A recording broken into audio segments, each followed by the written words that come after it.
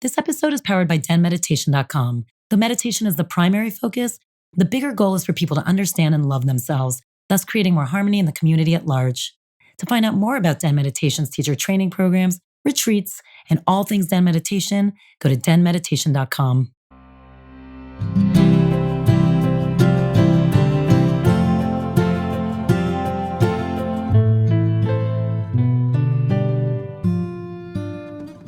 Welcome to Den Talks Podcast. This is Tal, the founder of Den Meditation, and your host.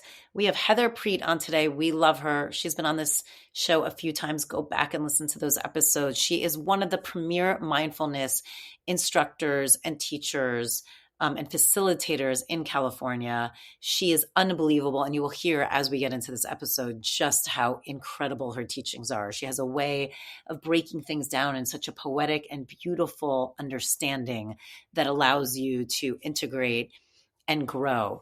She has studied Buddhism, Tibetan mindfulness. She has traveled the world. She's worked under some of the greatest masters. She has literally put this practice to the test. She owns it. She lives it. Also, an amazing thing that we talk about in this one. Well, first of all, what we talk about in this one that I love is this idea that awareness is only the beginning of your journey. And I think if we all take a moment, we know that we've probably got caught up there and stuck there. Where especially when we begin doing the work, whether you're in therapy or meditation or energy healings, where you're like, oh, I understand everything. And you kind of feel like you've solved it, right?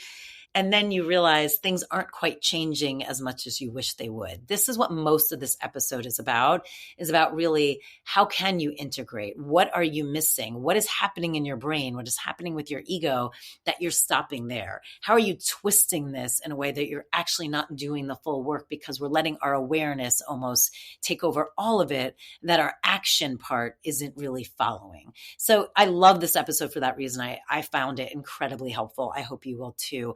If you want to work with Heather, actually, and you're listening to this when it comes out, she is doing a silent retreat that we happen to have spots left. So come and call us, go to denmeditation.com or email us because it's in San Luis Obispo. Get your ticket. It's 5 days. It's Wednesday, the 14th of August till the 18th. She is so gentle. These retreats are really beautiful. People who go tend to come back over and over and over again, which just shows you how beautiful of an experience it is. Enjoy this episode. I hope you learn a lot. I hope we all get past just our awareness, but congratulations for having it in the first place.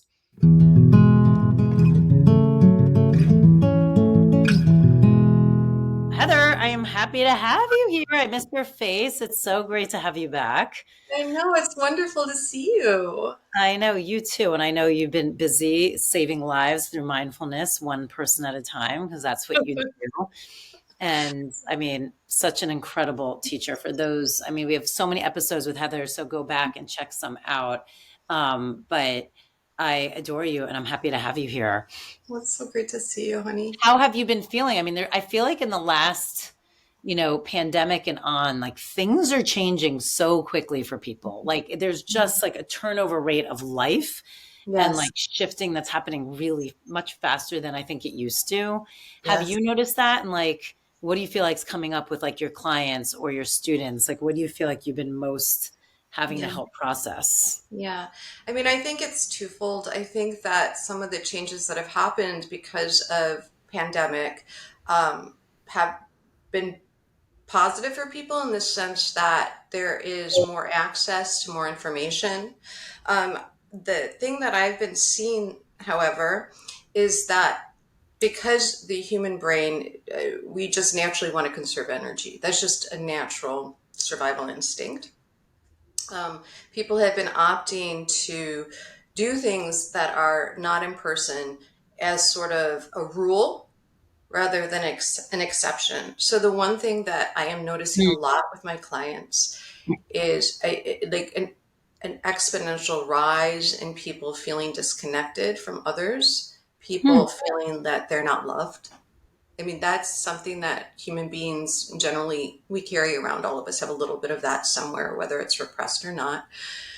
However, I feel like now, because people are having such a small amount of community, that voice is getting very loud and people are identifying with it, meaning they're starting to believe that this is a reflection of who they actually are versus the changing times. Because remember, I mean, most of us we haven't experienced a world in which we're doing the things that we used to do in person online, like getting together and meditating, right? So meditation, like Sangha community, is an important part of integration of the experiences that we have in our meditation practice. And because people aren't able to meet as frequently or have opted now to go online and meet online, there's a lot that's missing that allows people to tap into things like shared humanity, feeling held by those, their fellow practitioners and their teachers, even just like the energetic exchange that happens in person when you're meditating with a group versus meditating on your own, right? Or in front of a computer. And so there are side effects of that. It's like if we start eating foods that are quickly prepared, let's say like in the 50s, like vegetables became canned, and it's great that we have canned vegetables because there were a lot of vegetables available to people that weren't before, right? That was great. However, we do know that a long-term effect of not having vegetables that are freshly picked, right, is that we slowly become malnourished in certain types of ways. Not malnourished in the fact that we're going to die from eating canned vegetables, but there are certain, what Thich Nhat Hanh Deficits. uses the word nutriments a lot. Ooh. Nutriments is it's different than a nutrient. Nutriment is something that actually is in your body and it's creating something else. It's creating health. And so over time, we don't notice that. We don't notice that until over time, there's been an accumulation of these new habits, right? So now when I'm talking to people, people are expressing like they don't feel like they have friends that they can really talk to. They feel like they don't have people to hang out with. And it's so much of what we're doing has started going towards technology and experiences on technology, but those don't have the same nutriments, those exchanges that our in-person exchanges have. And so when we talk about something like integration, let's say, when we're integrating our realizations in practice or in psilocybin experiences or even in psychotherapy, if we're not in practice with other human beings, then integration is very unlikely to take flight. It's Does that so, make sense? yeah, yeah, no, it's so interesting because it's true. Like people will go to therapy and have an insight about like, oh yeah, that's my pattern. Wow. But it's like if you're not confronting that pattern, you're never, because it's true. The part of actually pausing and understanding yourself and then making shifts is very difficult. And you have to practice it. It doesn't happen just because you have awareness. It starts Right, because you have awareness, but right. it doesn't just magically happen. It's like you then have to, like you said, integrate and put it into practice. So that's really interesting. Keep talking about it because Yeah. I think sometimes people miss that part. It's like they're like, no, I know everything, I've got it. And they forget the practice part. Yeah, and honestly, and it's not. Look, it's all human. It's this human nature, and so there's nothing wrong with it. However, and it's great if people get a little bit of something. That's fantastic, and I'm thrilled. The pitfall or the danger is this idea that things like psychedelic journeys or meditation, or I'm going to do a shout out right now because I'm using this little thing called Mendy, which is brain training, where you put the little thing on your forehead Oh, and then interesting. yeah, it's neurofeedback, right? So things like neurofeedback where they feel like, okay, I feel better and therefore this is going to stick and now I'm changed and I'm different. And that's a very sort of Western medicine way of looking at things. So it's like something like let's say we take an antidepressant and we address that there's a chemical imbalance. And so we feel better from that and we continue to take the medication, right? Right. However, people are expecting that I'm going to have a realization and then that realization is now going to stick and things have completely changed. The thing is that we know through like things like people going and practicing with masters for a month or a year up in the Himalayas, that you can go and practice for a month and you can have a complete shift in your perception of yourself in the world, because long periods of meditation, mindfulness, concentration, calm your default mode network, which is the same thing that happens when we take psychedelic medication. Mm. Right? So that's why when you meditate for, let's say, a week in deep concentration, this sense of self is not as strong, so that ego is not afraid of whatever comes up, so that you can meet what's there, and then you develop a new relationship with it. And then there's a new neural neurons that fire together, wire together. So there's new neurons that then are, connected with that experience, that aren't fear-based and based in the solid sense of self. That happens. And that also happens when you take psilocybin, right? So that's why when you take psilocybin, we're not afraid to see like our childhood wounds, develop a very different relationship. However, if then you exit that and you go into your daily life and you go back into your old habits, eventually that just becomes a memory. It's not something that we can act through. It's like we went to Paris and we had this great experience at Paris, and then we come home and we can remember Paris, but Paris is no longer here. So if we have this amazing experience through a meditation process or through psychedelic medicine, and then we come home and we're acting, the same in daily life, eventually that's just going to recede into the background and people become very disappointed. So the disappointment is because we don't understand that there needs to be preparation towards the practice or the experience, and then long periods of preparation after, in the sense, and when I say preparation, I mean preparation of bringing it into your daily life. And you really need a guide to help you do that. So if you have an experience in which you touch God, let's say a psychedelic experience, and you realize that you're connected to all things, and you come back and you're surrounded by people who haven't had those experiences, who are deep in the belief that we're all separate, that don't believe in, that there's this natural cause and effect of the universe that's based on well-being, then that thing will recede. And you'll have spent thousands of dollars and maybe had a really interesting vacation or whatever your 2 days were, right? And then you're just back home. So what are things you suggest or you work on that help with actual integration? So like you're saying, all this work that you do, whether it's through deep meditation or through a journey, you actually have the chances of, keeping it. Yeah. So, one thing is meeting with somebody, weekly, that has integrated these experiences themselves. In other words, they have a worldview that reflects the deepest insights that you have had. Someone who it's unshakable for them, right? So, like for me, it's unshakable. It doesn't matter to me if you believe in mindfulness. It doesn't matter to me if you believe in the effects of concentration. It doesn't matter to me if you believe that everything is separate. It doesn't matter. I know that's your perspective. I don't have a problem with that whatsoever, but it's unshakable for me because of the 25 years of practice that I've done. So I have integrated that. In other words, it's my worldview is now that.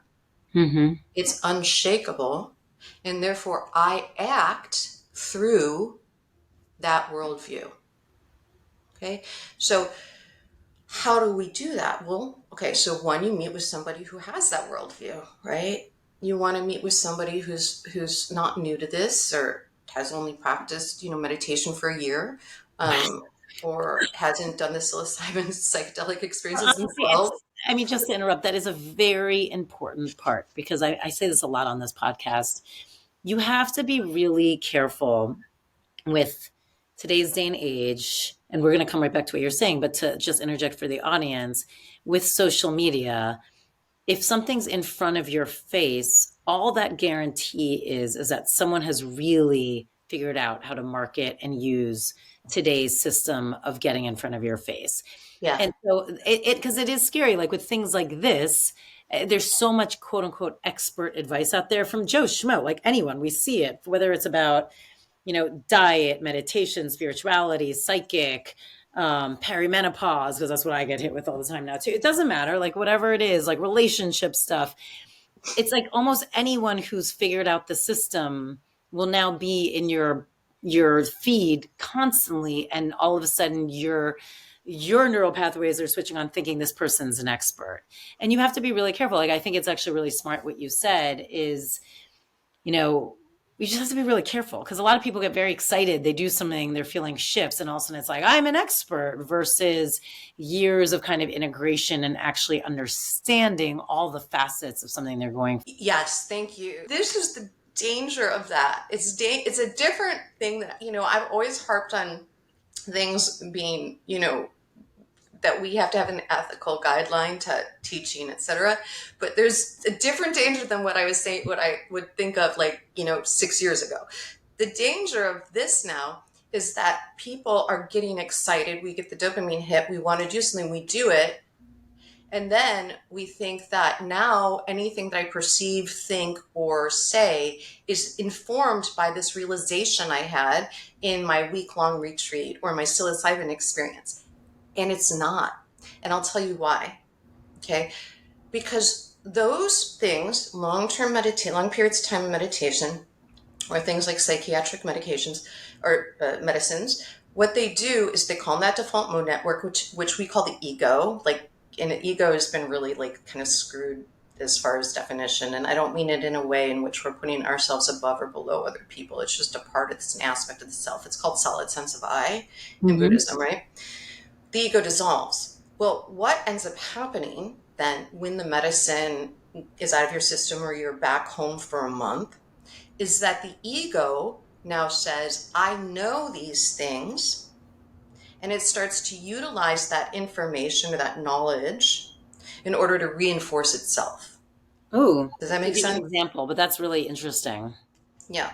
So an example is, let's say you go on a long retreat or a week long, or even like a 5-day silence, this can happen. And you realize that your attachment to, let's say, your significant other is based on a childhood wound, okay? And it becomes really clear because you have a memory come up when you're contemplating this attachment, this fear of separation from your significant other. And so you go home and you realize the attachment is a type of suffering in Buddhism. Attachment is different than love. So you realize, there's a difference between the love and the attachment.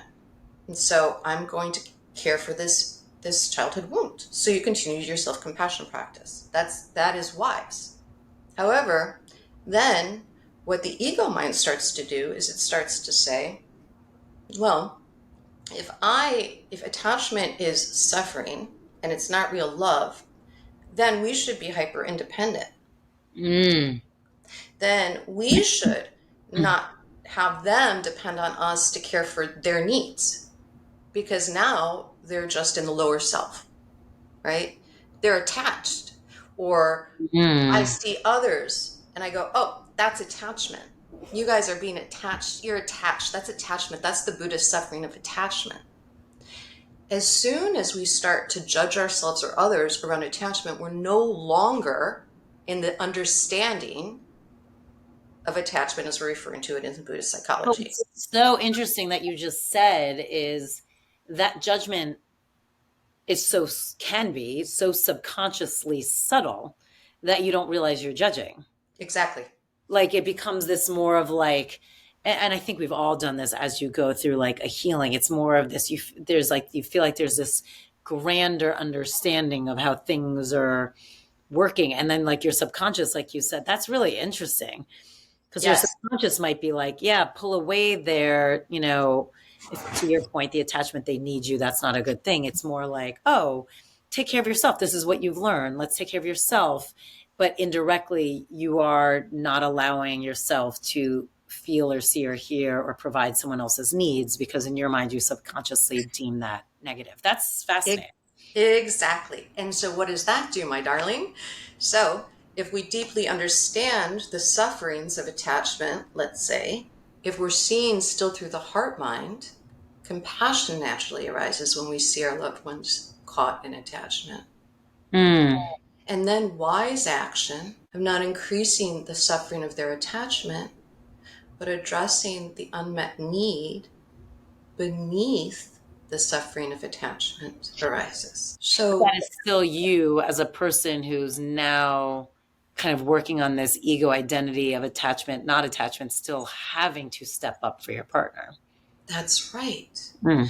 Because as we integrate our realizations, that integration informs our ability to feel connected to and compassionate for others versus separate from, judgmental, and different from others. It's so interesting you're saying this. I've said this before about myself, where I've used that in relation, been like, wow, I think I had this grand awareness of X, let's say in the beginning, and it wasn't wrong.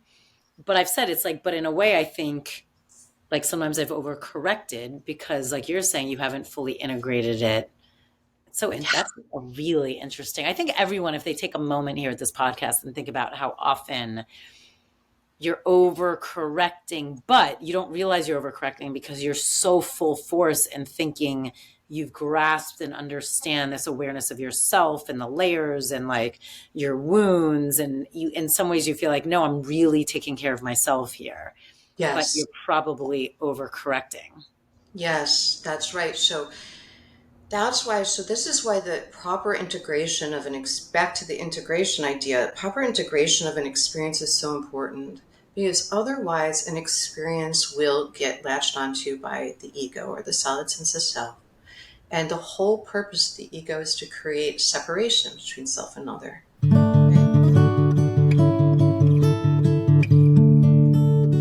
All right, sorry for interrupting because I know she is so incredible, but I wanted to remind you she does have a silent retreat happening next week on Wednesday.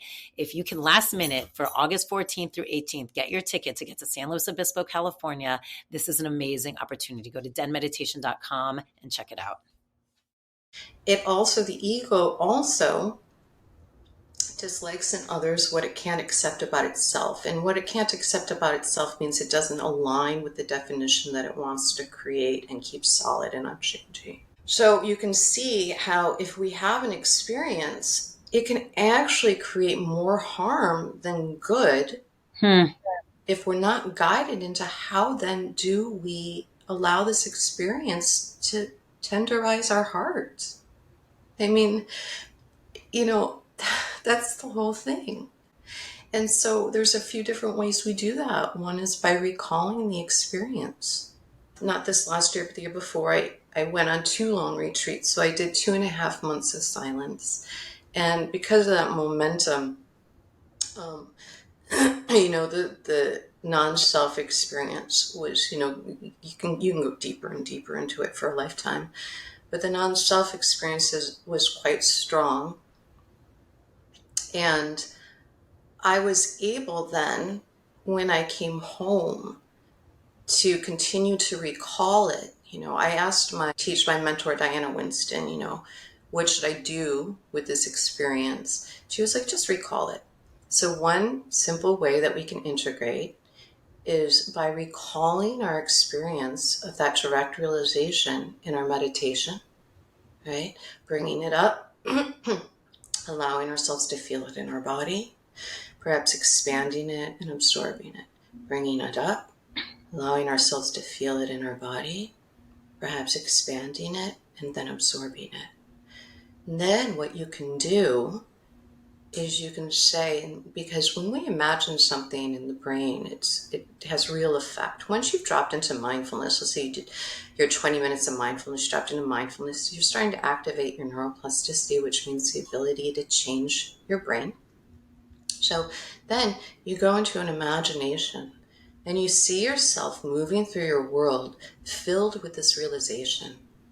And we can see ourselves moving through the world like, what are all the senses, all the ways we experience present moment, what would they be like? So if we don't feel separate from others, how do others appear to us? How do they sound? What might our speech be like? How might a situation feel? What might our reaction be to a situation? sending out loving kindness perhaps, right? Feeling gratitude. So we can see ourselves moving through life with this experience. And then in this perspective, this worldview, which has changed drastically, because it has changed drastically. We've changed our brain in those moments, whether they last for hours, like a psilocybin experience, or maybe you had 5 minutes of it when you've been meditating, that's fine. So then we look in our daily life, where could I apply this? In other words, where could I practice meeting this moment as if I was fully embodying that realization? So how can I meet this moment filled with compassion? How could I meet this moment filled with equanimity? I'll tell you, I personally have I've done a few psilocybin journeys. Actually, medicine journeys. I shouldn't say psilocybin because there are many medicines that are within the journey. And 2-day long journeys. And so not to the extent of things like ayahuasca or like week longs, or some people do month long things. So I'm not at that point. However, I want to tell a story about one. So I'm sure other people can relate, but I had a pre-existing condition before COVID. And as you know, Tal, I got destroyed by COVID. Now, COVID didn't do it. It's people's immune system's overreacting. And so there's something that can be sent out by our immune system that damages human tissue, right? And it starts with a C, and I can't pronounce it, CYTONES, I believe. And basically attacked my left ventricular nerve. It attacked my heart. It attacked parts of my brain. It attacked my intestines. So nothing about my body was working, and I had no idea what was happening. I just knew that I couldn't function. My personality changed. Something that I have deep sadness around is that I would have flare-ups of that seemed like anger, but they were actually as if I was in a dark hole filled with needles, trying to listen to text, respond, this, I said this to you, respond on text, etc. And so one of the reasons I decided to do the psilocybin journeys is because I knew that there was something about healing that I wanted to tap into that I wasn't quite aware of yet. The kind of things I tapped into in long retreat, and I'll talk to you about that a little bit too. When I had my first my first medicine journey experience, one thing that became very clear to me was that my human mother was just a human being in this cycle of regeneration. But I had been putting the emphasis on her to love me in the deepest compassion that any, the most compassionate mother could love a human. But that's beyond the human potential. And what the medicine kept saying to me as I was outside and she was flowing through all of nature and all of things, and I tap into nature quite a bit when I practice, she kept saying, I'm your mother. Hey, she was very sassy, by the way. She's like, hey, I'm your mother. Okay, so you're going to depend on that woman who's had all of her causes and conditions to be who she is in this moment because she didn't have a father that was present and she had to take care of her her brothers and sisters. You're going to depend on her to have your needs come first. Hey, okay, you want to do it? You can forget, I'll still be here. And she kept telling me that. I'm going to start crying. She kept being like, I'll still be here. Go ahead, forget.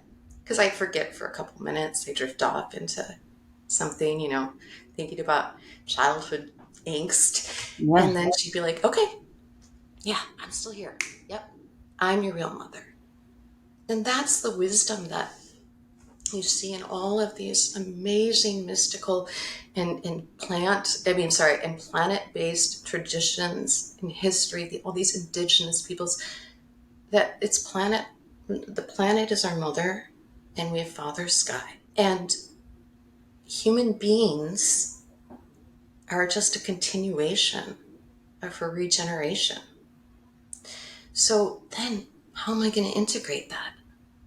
so I could have that amazing experience. Wow, I feel so safe. The planet's my mother. I don't have to depend on this woman who has a lot of issues. Because you're kind of like, rah, rah, you're like, oh, this is my only chance. Is this one? I'll keep going to the dry well. You know, I eventually learned not to do that after I got sick from COVID, and then I did the journey. So what I do then is when I see myself wanting to turn towards why couldn't mom be this way, or turn towards I'm going to call mom for support. And some mothers are great for that. Not all human beings are the same, right? It's just my mother, that's not her strong suit. Instead, I turn towards the planet, and I turn towards the memory of that moment of sitting. It probably was hours. It seemed like 5 minutes, staring at the sky and the trees, and her being like, "I'm your mother. I am your mother. Hey, I'm your mother. Hello, me. Hi. Come on, come back, sweetheart. I know you're gonna keep forgetting. Come back. Come on." That's beautiful.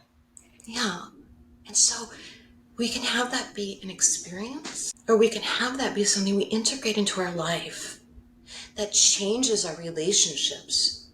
The relationships that get us stuck in pain. The relationships that get us stuck in the ego, yelling and screaming that it needs something that it's not going to get in that situation. So to this very day, I'm like sitting here, I'm in this beautiful place. I'm outside of Quebec. And, I walk outside and I look at the ocean and I look at the trees and I recall that the planet spoke to me, through the medicine. And so I don't have to feel as if I don't have a parent that's a parent. I have a father who's not part of my life, right? So I'm sure many people can relate to that. Father that didn't show up as a father. And so I cannot have a father, but I have Father Sky. And we can understand that when the ego is calmed through these different paradigms, but then we have to continue to remember. The love of the planet is a concept. The love of Father Sky is a concept versus a direct experience that I visit on a daily basis to inform the way I relate to myself and others. And that's when life truly changes. So life doesn't change just because we go on a silent retreat. It could be life-changing, but life doesn't change. It doesn't change just because we have a medicine experience. It could be life-changing because you're going to see things you haven't seen before.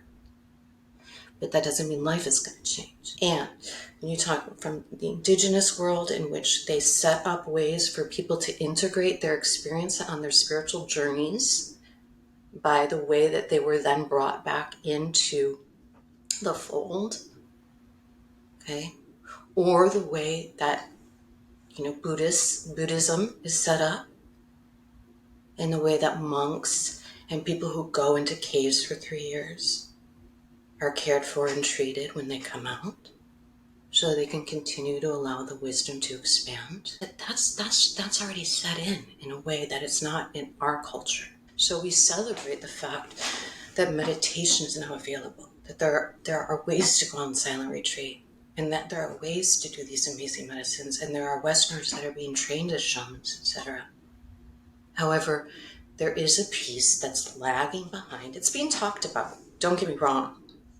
It's being talked about, but it's lagging behind a bit because people are so desperate to feel better. Because people suffer so much. Human beings suffer so much. And so, the work of integration doesn't mean you have to quit your job. It doesn't have to be any more than having somebody who understands how to help you, meet with you once a week and give you homework. That's it. And it's easy homework. It's like find a place to bring that compassion in every day once for 5 minutes towards yourself or to someone else. Period. So when you come back from, did you say it was 2 months you did silent? Yeah, I did a total of 2.5 months. Yeah, yeah, yeah. I mean, that's a long time. Like when you come back, Does the sound of your own voice sound foreign to you? I will tell you what's weird is coming out into the world and seeing how bombarded we are with information that No. is toxic to our well-being. Yeah. Yes, because when you have a detox like that, you really do see the onslaught of what we energetically put our bodies through all the time. Yes. And you are super sensitive, right? Because you have been able to like kind of let all of those defenses and all the armoring go.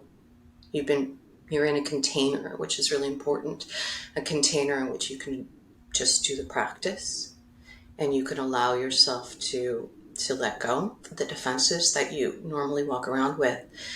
And you'll find that the way you respond to things has changed, at least for a certain amount of time. So does my voice sound different? It's often much quieter and softer for a while, you know. However, what's different is more the application of the voice. So how am I using my voice in this moment? And then things like billboards and such like that just seem very jarring, because we're like you said, we are continually pulled out of ourselves, either for innocuous reasons, like someone just found something great and new and now they are great at marketing, and so you hear about it all the time from them, and then others repeat that, to the fact that we live in a capitalist society. It's about making money. And if we can pull people out of themselves, then people inherently forget that they are okay and lovable just as they are. We stop seeing our beauty. And and I agree with that 100%. Do you notice when you do something for that long, do you notice when it is that you start like kind of those thoughts come back a little bit? I mean, now you know how to handle them and understand they're not you, but like what kind of triggers them coming back? Yeah, for sure.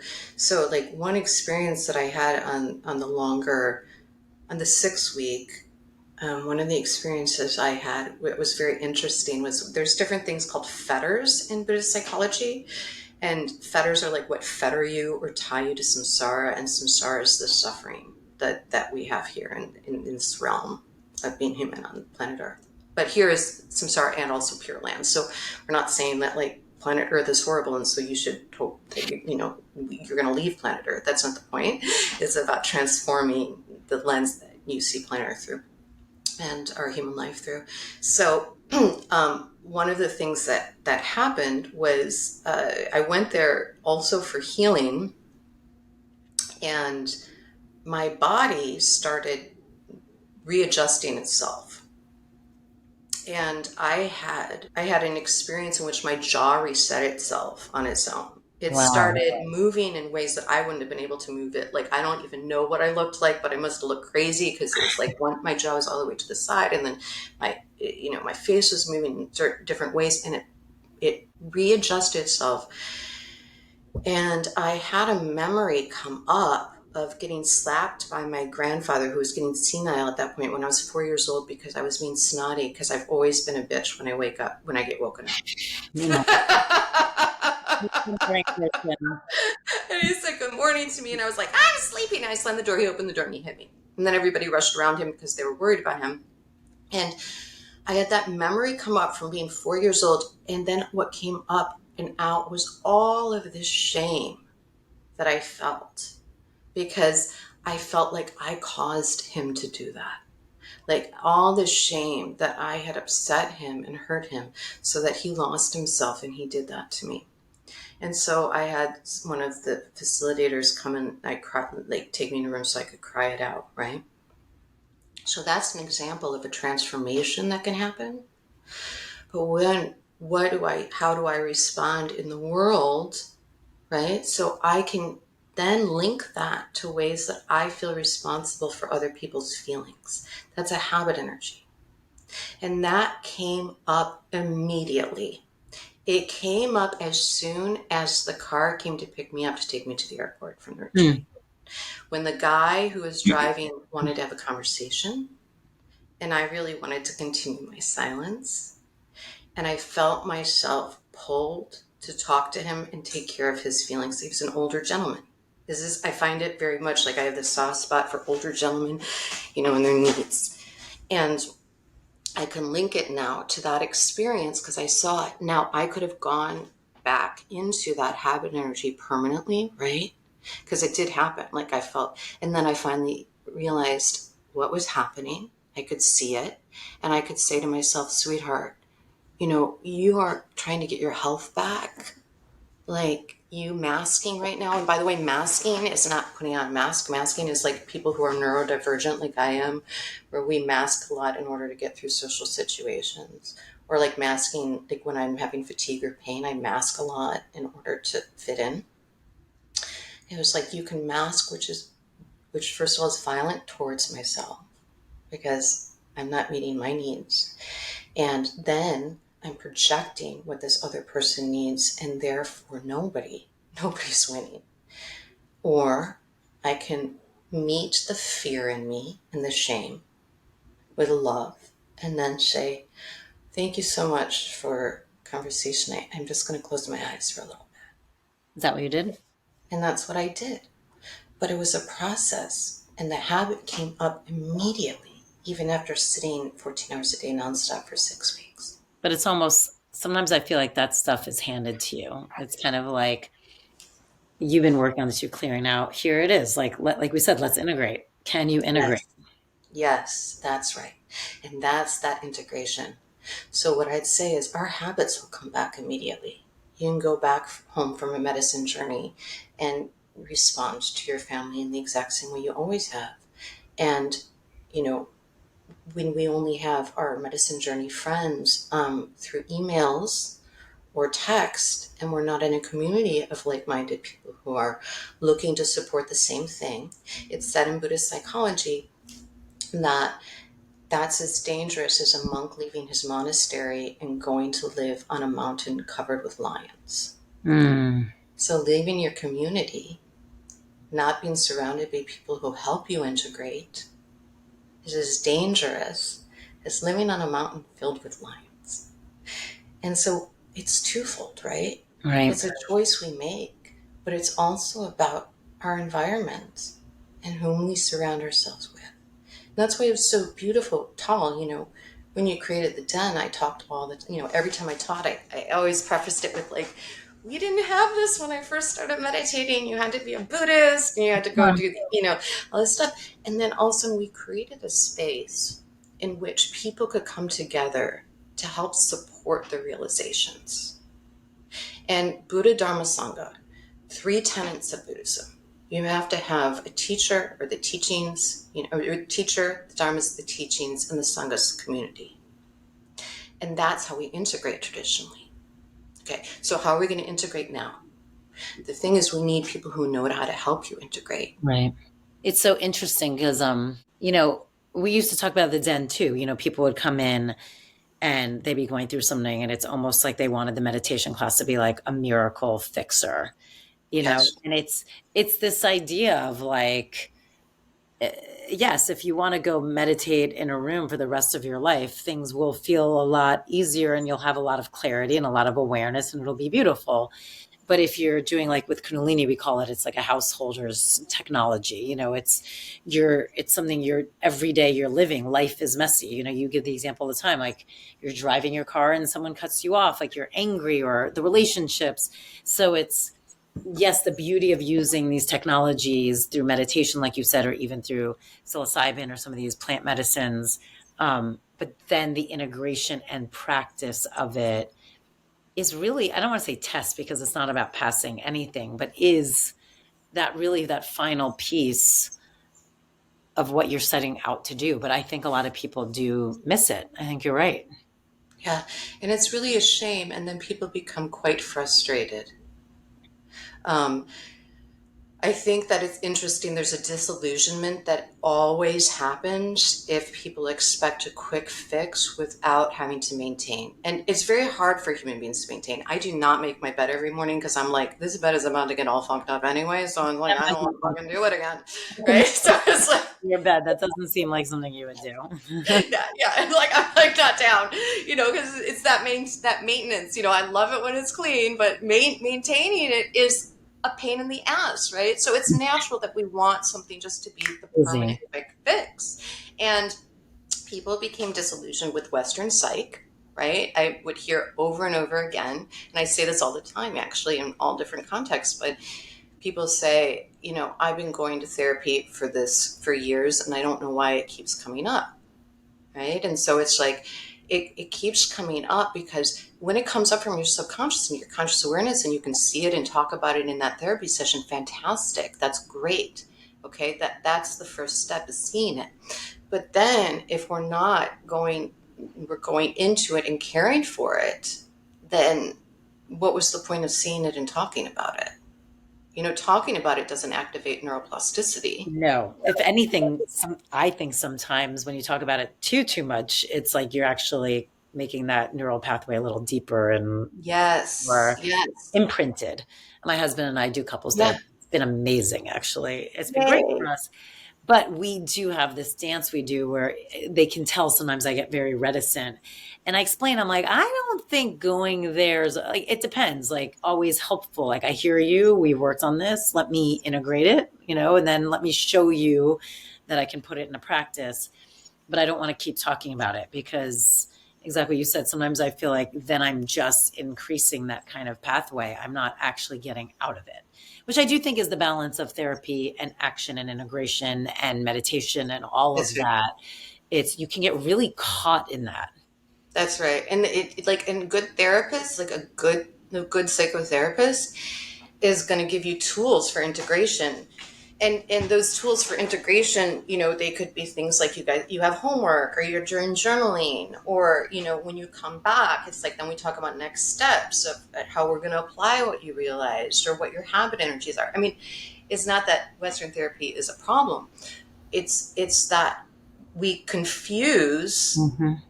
realizing something With with answers. change. Yeah. Yes. And And and again, realizations are huge. It's not to diminish yes, a realization or a self-awareness. I it always say has to happen. It's the first step. it's your first step. It has to happen. And the minute you go there, you're on your way. But you're on your way. It's like the Yes. beginning of a bigger journey, which is kind of the hard part. I mean, the awareness I feel like is like you get to like pop a balloon or open up a dark cave or take their like it's all of a sudden you're like it's like something that feels like how have I not seen that in front of me Yeah. all along, and like a heaviness is lifted. But then then you have to go through that cave, right? Or you have to Yes. and that's the hard part. And it's not, and I find it doesn't happen right away. Like sometimes it's practice. 100%. And so when we have this like sort of like aha moment, right? It's like we don't want to confuse that with the thing itself. So one of the things I'm seeing also, which is interesting, is people now becoming disillusioned with things like psychedelic therapy or mindfulness, Right. because there's still the habit of the ego thinking that I want to fix this because this doesn't correlate with who I am, the ego saying this, like the solid sense of self saying this.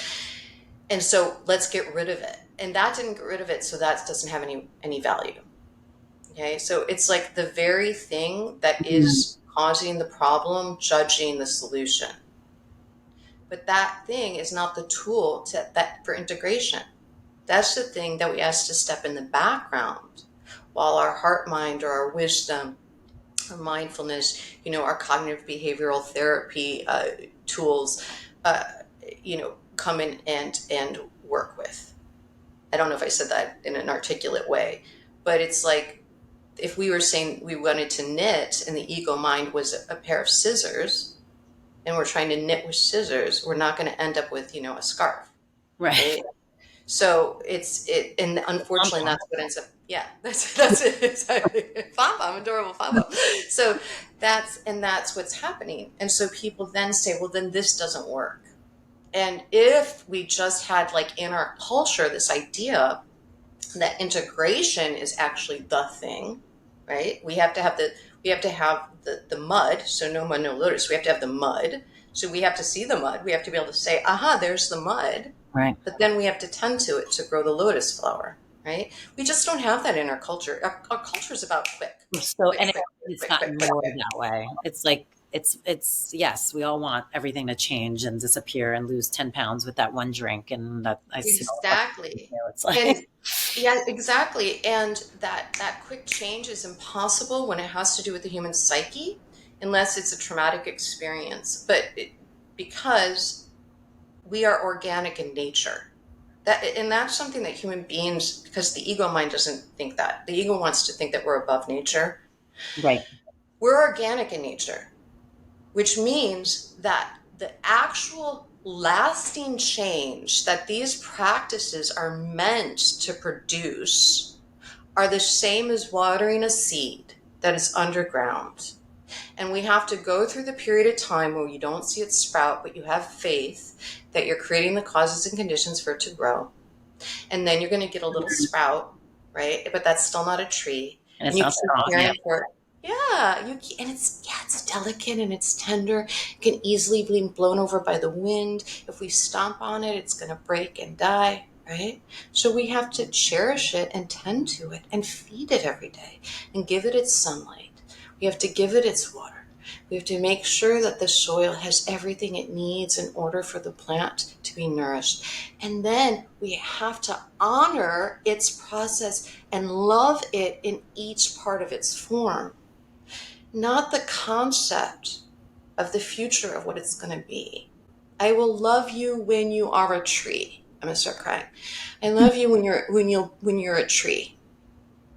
But I'm going to be frustrated with it when you're at the sapling. I'm going to ignore you when you're the sprout. You're on your own if you're just a little tiny sprig. I Hmm. will love you when you're the tree, And that's how we view ourselves. So we're not loving ourselves entirely or ever really because we never assume we get there. That's right. The process is about being there for all of the growth. I mean, you are always the most eloquent and beautiful and insightful teacher. I love you. I love But I you. want to talk just briefly for those who can do this. Last minute, we have a couple spots left at your incredible silent retreat. I mean, literally, it'll be next Wednesday. So August 14th through the 18th, right? Yeah. Did I get those dates Yes, right? you're right. Yeah, in Right. San Luis Obispo. So if you guys, whoever's listening to this and wants the opportunity to do a silent retreat under the mastery of Heather, and I'm telling you, it is life changing, and can get there and book it last minute. I know it's last minute, but we do luckily have a couple of spots left. Please do it. This is an amazing experience, and you'll want to keep doing them with her afterwards because it will shift. And it's not 2 months. Don't worry. It's not 2.5 months. Not 2 months. And I think Tal can also attest that I'm a very gentle entry in to Yes. this kind of experience. Very loving, gentle entry in. This is not boot camp mindfulness. So, and I will say for people who are listening, it's very rare that we don't instantly sell out on these Yeah. things. Now there's a lot more, like I said, people are doing things online. It's very different to do it in person. So if you can, please do. However, I think it's beautiful that we have some space because people who have never done it or are afraid, that want a really safe, gentle way to come in and with a lot of support, this is right for them. And anybody who signs up from listening to this podcast, I'll give them 3 free integration sessions with me Wow. over a month, after our retreat time. Well, that's So huge. And that's everybody who's something that I want to listening offer. knows Yes. why that's huge because now you understand the import of integration. It Yeah. really is a beautiful, beautiful, beautiful experience. It will be life changing. You will walk away with awareness. And especially if you're coming after this, you will then get a chance to integrate with Heather too. So again, it's in San Luis Obispo, August 14th. It's next Wednesday. So I know it's not a ton of time, but hey, sometimes the best things are the last minute. stuff. And And that's how so, we do it these days, right? yes, absolutely. That's It's how like, we do it these wow. days. So, but Heather, you're just alone. This episode is so touching and important. And I really think you've given a lot of people a lot of things to think about. And just, again, another version of awareness of like, oh, how have I been overcorrecting or not actually integrating these beautiful awarenesses I've had and actually, like you said, doing it with compassion and loving myself for it. And one last gift of integration. So you talked about how I went on. I had such a large amount of retreat, and I had done about a year of retreat in my home at the beginning of COVID as well, when I was quarantined, and so quite a bit. And I integrate the realizations through my medicine journey, through these retreats, etc., about not going to the dry well. And because that, I've been on online dating, and I had continued to my old habits of going to dry wells and being like, maybe I can make this work, maybe I could make that work, out of this desperation to feel like connected and loved. And I had, because I had had the realizations Mhm. through my retreat, through my medicine journeys, I was able to say no to offers like, I'll be your person. I'll be, no, that's not right. And I am now experiencing being in a relationship with someone who is truly present and truly loving in a way that I've never had. And I'm 53 years old. I love that. And that couldn't have happened if I hadn't been able to change my habits, because there wouldn't have been space for that person to enter my life. So Hmm. integration, changing our habits, it is the actual foundation for what we would call manifestation or attraction. Because if the pipes are clogged, nothing can flow through. And so this is our work to unclog those pipes. So then real love, real beauty, real joy, all of these things can flow through. And you can see it when it's there. You're the best. I love you.